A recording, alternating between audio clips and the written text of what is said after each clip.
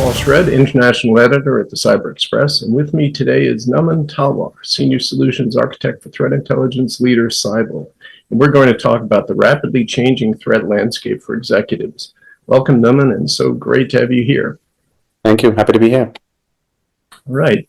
It seems that at least here in the U.S. that personal and professional online presence and physical threats have come together to create a dangerous new environment.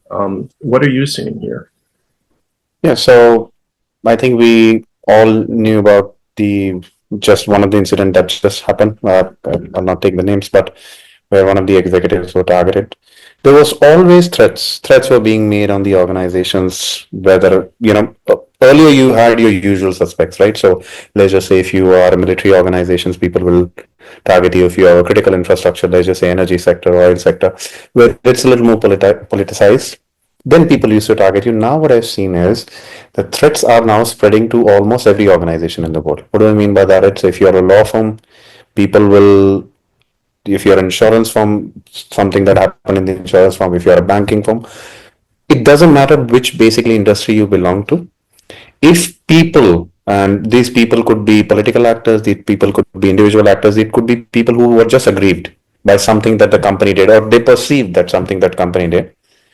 Almost everybody and people, as you know, like to vent out on social media. A lot of times, if they are talking about you, they're discussing about you. Sometimes threats also become real. So in this case, what we saw was threats. It used to be just threats most of the times, and now suddenly is unfortunately somebody took it a little too far and actually did whatever they did. So what I've seen so far is because of what happened, organizations were always very focused on physical security, but now I suddenly saw a lot of requests coming for organizations so that this we thought it was not a problem for us, but suddenly has become a problem for us. So just that one example of where something that was not normal for a lot of organizations, suddenly everybody's now looking into it. So it has become more real. I hope you understand what I'm trying to say. So it's become much more real in terms of the threats, and threat becomes perceivable. So it's not now the threat is just for one particular person. Threat has been released. If the threat has been released for your organizations, the executives become by default the people who are also under risk. So both are being interlinked. Organizations. So if somebody is agreed with the organizations, they are linking it back to executives, CEO, CFO, CTO, CIOs, whoever it is. So it's become a bit of a problem after that incident. Wow. So it's not just sensitive sectors like finance or government or something like that. It's everyone. It's everywhere. Think of this: finance, government, energy, oil. These used to be the usual suspects, but now it's coming down to law firms. It's coming down to banking sector. It's coming down to basically if you have done something which people perceive that it's not good for them, and I don't know, maybe social media on just the presence of firearms, whether in US or across the globe, it has actually become a real threat. And even if let's just say you own a chain of cafes or even McDonald's, right? For specific organizations which are just completely harmless, threats are being levied. Either they make it a political reason, let's just say in case of Israel, Hamas, and all of that, some people brought organizations into that discussion also. So this organization supports this, therefore I will target them, right? Or whether that's Russia, Ukraine. So those entities which any particular threat perceive that threat actor perceive that this organization is politically tied to a particular country, a particular ideology, those organizations, even just cafes, chains of cafes, burgers, and things like that. So almost everybody has come under this umbrella of threat being levied against them, and it's become actually much more visible to us across all the industries. Yeah, that is true. So almost any point of view that a company takes, any position on a hot button issue could actually turn into a problem. Yeah. Yeah, interesting. So with all those possible ways threats could happen, what should What should organizations do to prioritize their defenses? What would you recommend that they focus on first? So, whether it's physical threats, whether it's somebody is talking about you, I think the first and the simplest and the easiest and probably the cheapest way to look at this problem is identify online problems, online threats that are coming to you. So, I'll give an example. Almost everybody, either somebody who's listening to the podcast or it's in the call or just, anybody in this world, if you have a digital presence, let's just say you have an email ID for more than 6 months, you have a phone number that you've been holding for some time, there is a very good chance, and this is not an exaggeration, there is a very good chance that their personal information is already out there. Either it's coming up on dark web or it's coming up on social media. So almost it depends on countries, it depends on geographies, it depends on organizations.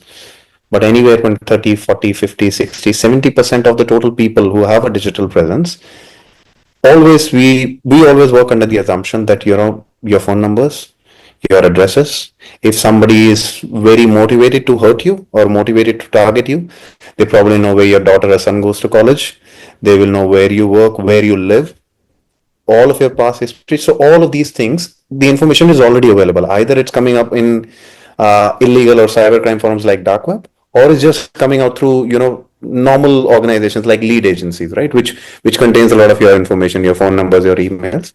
So first thing is identify. There are organizations like Cyber who does that. Identify on your professional emails, on your phone number, on your personal number, is there any data that is already gone out or not on the dark web? Do people know where you live? Do people know where your children study? Do people know where your wife goes to work? Do people know where you go to and fro? And a lot of these executives, as well as their kids, they also tend to share a lot of information, right? My daughter got accepted into Stanford or London Business School. So a lot of information, if somebody is really motivated, is already public. So first thing is, on the dark web, on the surface web, you need to get a visibility of what your data is already there. That is number one.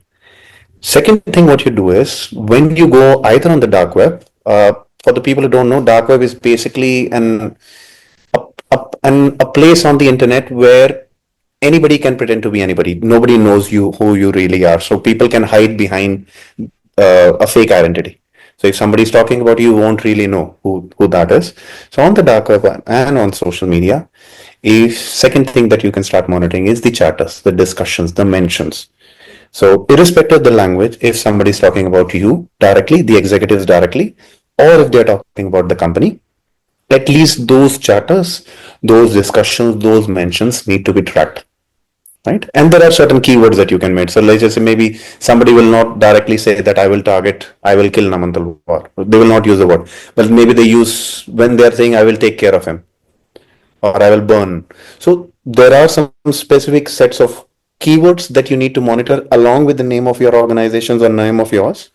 All of those things you need to monitor so that in the so let's just say large organization, right? There are a lot of chatters about that organization. How do you filter out the specific physical threats that are coming out to you? So you build a set of keywords and queries. The intention is, if 1,000 people are talking about you, these are the 5 people or accounts or somebody is pretending to be somebody who actually said something which could be constituted as a physical threat. So the first element is identify the information that is already there. Second information is to monitor the charters and discussions, and then there are other levels. You can hire a private security firm. We'll talk about physical threats also. Physical threats where, for example, if somebody is traveling or something, we'll discuss that. But the bare minimum an organization or an employee or an executive can do, even if you don't want to hire very expensive security firms, just know at any point of time that people know your address, where you live, where your daughter goes to school. And the second element is, if there are some real threats that have been made against your organization and you, just take some precautionary measures. We'll talk about those precautionary measures later on also. But the bare minimum they can do is start monitoring the social media and dark web for that organization. Yeah, you actually made me think that you need to watch your family members also, because if your kids are posting, hey, we're going on this great trip, then all of a sudden everyone knows where you are too. So yeah, a lot of time, let's just say an executive goes and gives a talk in a college, right? I'm going to Stanford to give a lecture. So every single person knows that you are there in that particular organization, probably in that hall from this time to this time. Right? Yes.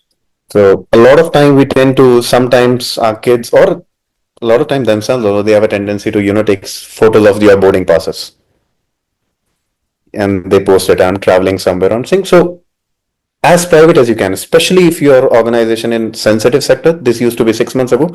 Even if your organization is not a sensitive sector right now, just if you're traveling somewhere, if you're going somewhere which is outside your office, the moment you're outside your office, you become a little more vulnerable, or your house. Try to contain the information, try to contain the chat, and the same can be done for your family members. Don't provide unnecessary information of your travel history, especially if you're under any sort of threat. Wow, that's a lot to think about. Yeah. So you touched on travel. What should organizations do as far as physical security is concerned, both in offices and while traveling? Are there like minimum things people should be doing, or things everyone should be doing? So in office, more or less, you're still safe because it's a controlled access environment. There's a security. If somebody actually gets in, you have enough time to respond to it, move out of it. But if you're traveling, let's just say whether you're traveling to another city or you're traveling to a designated place, right? There are So basically, there is an element of physical threat assessment. What you can do is, let's just say you're traveling to a particular place, which is a sensitive area, right? We need to also take into account it's not always a agreed individual who's going to target you. It could be people, let's just say you're traveling, I don't want to take the name of any location. You're traveling to a specific location and everybody knows you're a high net worth individual, right? Because you're the CEO of the company. People in some parts of the world, people can do kidnapping. There is a ransom element that also comes in. So if you're traveling to somewhere, if you're, let's just say, traveling to a remote office, if you're traveling to an office, or you're just meeting somewhere, at any point of time, you can at least figure out what were the threats that were there in the last 5, 10, 15, 20, 30 days.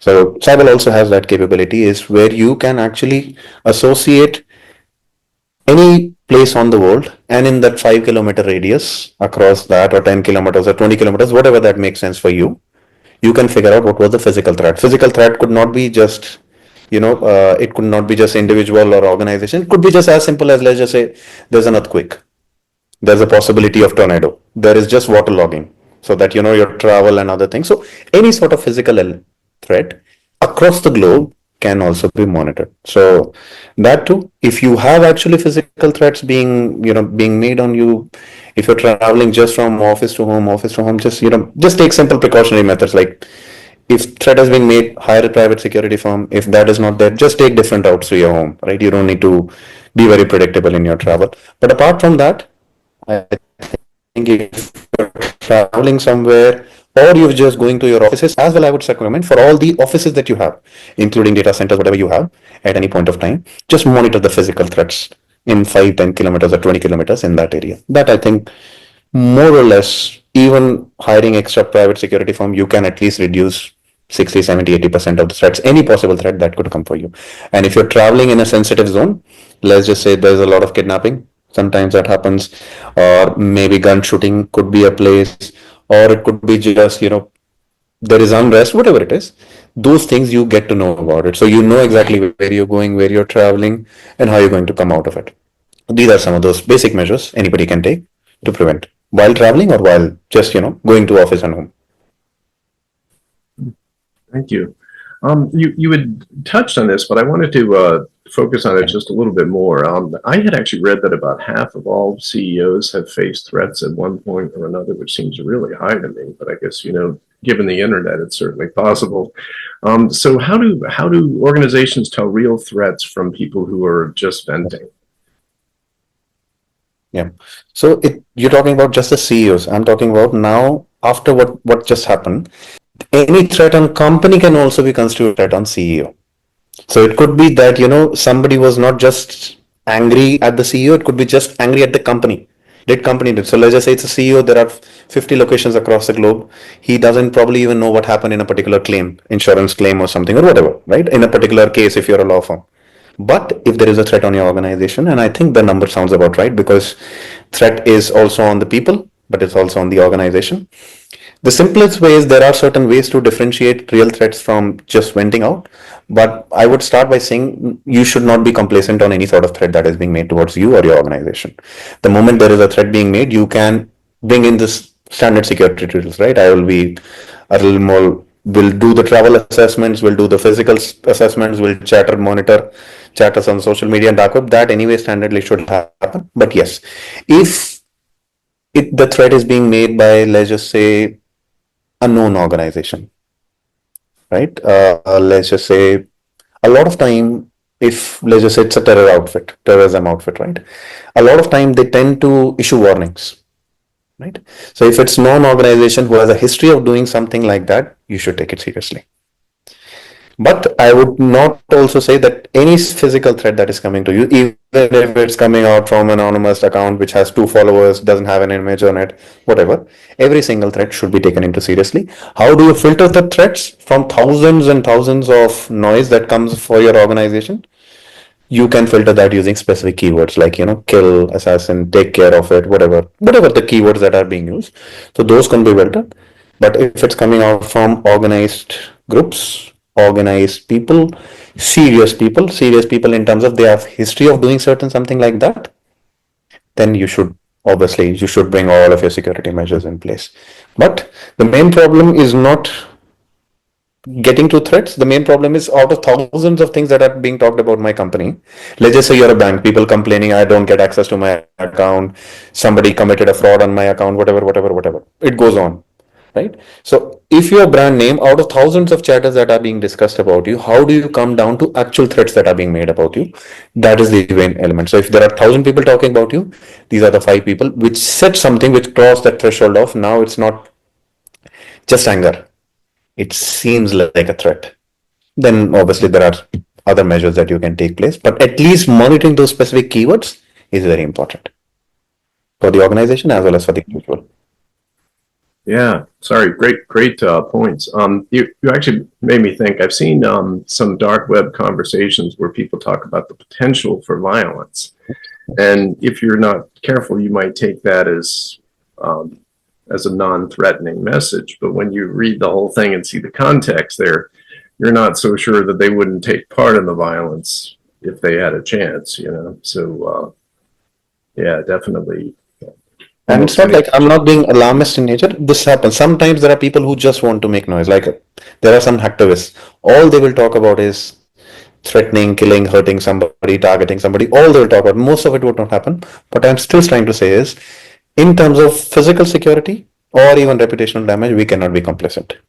So the alert should be triggered, whatever alerting system that you have, whatever alerting system that you're monitoring using social media, dark web, whatever that is, it should always be in a critical, at least on a critical or high severity. The threat should be considered. No threat should be taken lightly, is what I would suggest. Yeah, thank you. Those are great points. You've kind of touched on this, but are there any tools that can make keeping executives safe easier? Yeah, so in Cyber Vision platform that we have a specific executive module. Whatever I've talked about, right? And this is without using very expensive physical security firms, right? You have your ex-commandos who are protecting you at all point of time. These are just a simple for large organization, medium, small size organization. The bare minimum what we can do is we can monitor their emails, we can monitor their chatters, we can monitor the phone numbers for any sort of leak of personal information, right? Their addresses, their details, any sort of leak of passwords also. A lot of time what happens is your passwords have come out, you don't know about it. What people do is, I'll give an example in one of the cases. So password leaked out for a particular executive through their personal email. Okay. So he was using similar passwords everywhere, but that personal password, whatever the threat actor then, they use that to log into the airline miles. We have specific miles account, right, for the airlines, where you have your entire travel history, all the travel points, air points, airline flight points, whatever you have. So they logged in and they got the entire travel history. This person travels through this particular place every 15 days, every 10 days, every 12 days, right? So first element is personal information. Second element is your credentials, because your credentials can be used. Let's just say your Twitter password can be used, or whatever credentials can be used, where there is no two-factor authentication in place to find more information about you, more information about your family, more information about your warehouse. Right? A lot of time people will try to implant malwares. This is another discussion. So their emails, phone numbers, professional emails should be monitored. Then Vision, what it does, it also monitors specific chatters, discussions, mentions. There will also be a big category, which is impersonation, where people pretend to be them. They'll use the LinkedIn image, they pretend to be them, they'll create a specific video, they'll create a fake account, and then try to get more information. We'll talk about that also later on. So, impersonations, deepfakes, all of those elements that also come in.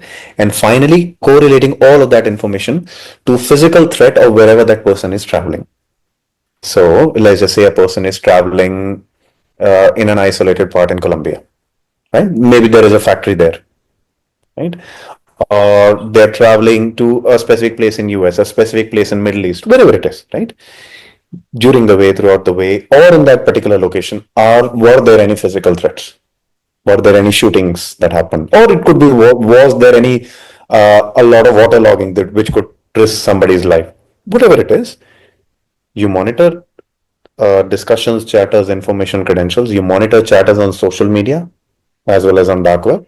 Then you correlate all of that information to where that person is traveling and if there are any physical threats. All of this thing can be combined in one place. And obviously impersonations and deepfakes, will talk about that. But all of this can be combined in one module. So you don't need to touch 10 different things to get this. All of this is gets everything, the executive suite, as well as some more important people within the organization. It doesn't have to be CEO, CFO, CTO, CIO. People can target IT admins, right?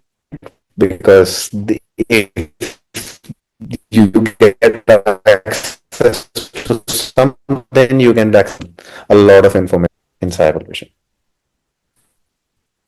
Oh. Well, you touched on a lot there. Let's start with the whole concept of privileged accounts.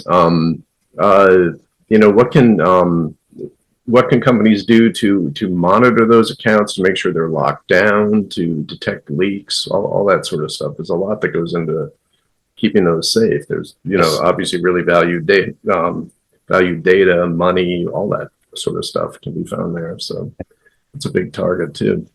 So if you're an executive, you're automatically maybe close to IT admins, but you're automatically, at least for threat actors, whether those are cyber threat actors or physical threat actors, whoever it is, for those people, you are by default the most important people to target in the organization, right? Because an executive on their emails, on their laptop, will have a lot of visibility of the organization. They will have a lot of sensitive information, sensitive documents, sensitive, a lot of that.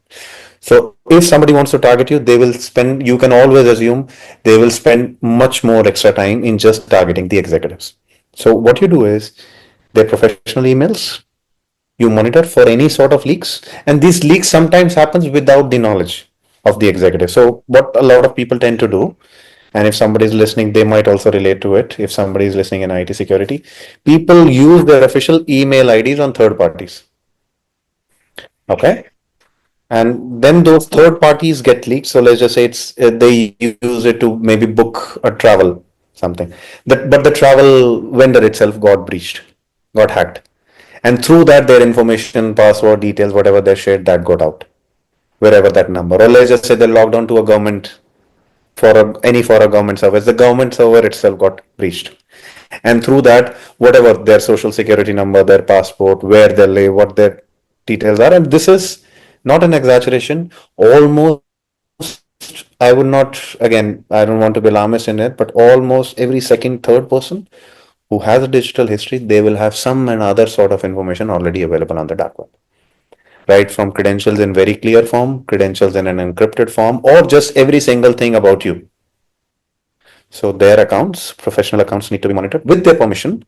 Their phone numbers and personal accounts can also be monitored. The intention is, if the information is being leaked out even through their personal email that they may have used in some place, all of those elements need to be done. But we can I'm not being alarmist in the way I'm saying. Executives are always, and will always be the primary targets for any organization, whether that's a physical actor, or if it's a cyber criminal. The first people to target are executives. Yeah. Wow. You mentioned deepfakes, which is another really big and growing area. With all the video fakes, voice fakes, online impersonations, all that sort of stuff. What can companies do to keep their executives' online presence and reputation safe? Not to mention the people who could be scammed by that. It seems like more and more employees are getting scammed by these very good deepfakes claiming to be their CEO or someone like that. What can companies do here? So deepfakes are a larger part of a larger umbrella called impersonation, right? So what people do is they do one of the two things, and I'm sure everybody who's listening to the postcard will relate to it. What people do is they use, let's just say, a LinkedIn image of Paul. They'll go to Paul's account on LinkedIn. Everybody has their images. They'll copy paste the images, or maybe it's on a public website, or maybe you went to go to a lecture or something, wherever it is. For executives, they're usually public figures. But if even if they are not so public figures, at least they will have a LinkedIn which will be very prominent for everybody to see, because they have to generate a lot of business. So what people will do, they will use the LinkedIn image that they have, or whatever social image that they have. They'll create a fake WhatsApp account, or fake Telegram account, or fake YouTube account, whatever it is, right? Telegram account, they will reach out to, one of the common scenarios that I see is they will reach out to your CFO. They'll start asking, can you transfer money into this account? Or maybe reach out to somebody else. Can you send me this report on very urgently if they want to see some private information? So people, first usage is image usage. They'll create fake account impersonations, trying to be somebody, trying to trick internal people. Second element is trying to trick customers and clients. When these things happen to your clients, let's just say CEO is asking for money, or CEO is asking for a specific help. Somebody is pretending to be CEO, is asking for somebody help. So clients also start distrusting you as well as your brand. The second element is, and the third element is using deepfakes. Deepfakes are, for the people who don't know, these are just using your images. They are trying to create a realistic videos, and they can put anything in those videos, right? Some of the examples is, if your executive, let's just say, is in political stream, right? You are in an intelligence organization, you're a military organization. People can create that, we will target this particular country, just create a problem. Or they will pretend to be, this happens a lot with political people, specifically political executives, is people will create a video which basically completely says different to what their actual policies are, and they start doing disinformation. So this is done by, not only by average people, this is also done by other foreign actors also. So one of the things that I see with the deepfakes is creating misinformation, hurting your brand. The second element is, let's just say somebody creates a, using LinkedIn image of Paul, and they say, hi, I look after this company, and we are incurring a loss, very heavy loss, 3 days before IPO. Or let's just say you are in the market and suddenly somebody makes a video viral that company had 30% loss year on year, and suddenly your stocks goes down very heavily. So there are different types of impersonations that happen. The context is always around your organization. What you can do is, with people's permission, we can actually monitor and track where the fake accounts are being created at any point of time, where deepfakes are being created using image. Is, if there are videos, thousands of videos about a particular person, how many of them are artificially generated? You can do that using studying natural movements of face or not, right? And once you have that, you get all of those things removed. So it's not like you get them removed once and it's going to stop. There's going to be another problem after 5 days. It's a continuous thing. People will create fake accounts. If you are, the more public you are, the more fake accounts will be created for you. The more people dislike you, the more fake accounts will be created to you. So as and when they come, they need to be picked up immediately. High sensitive alerts need to be generated on them, and then you have to do a process called takedown. Basically, you take them down from the internet, which we also facilitate. So all of those things, it's deepfakes is big problem because AI just suddenly, but this your normal problem of people creating fake accounts and reaching out to you, and I'm sure the audience, the people listeners of the podcast will relate to it. That every single organization has happened where their CEO, CFO, CTOs fake accounts of those have been created to target employees or customers. It's very common. Hmm. Wow. There's a lot to watch for, isn't there? From the physical to the online to the deep fakes. Yeah, so many things to worry about these days, and it just seems to get worse too. They just keep getting better. So yeah, it's funny. Actually, I was thinking that at some point, we are going to need way more than just your basic antivirus on our phones. We're going to need some sort of a deep fake detection on our phones. I mean, the even our personal devices will need more to keep us safe.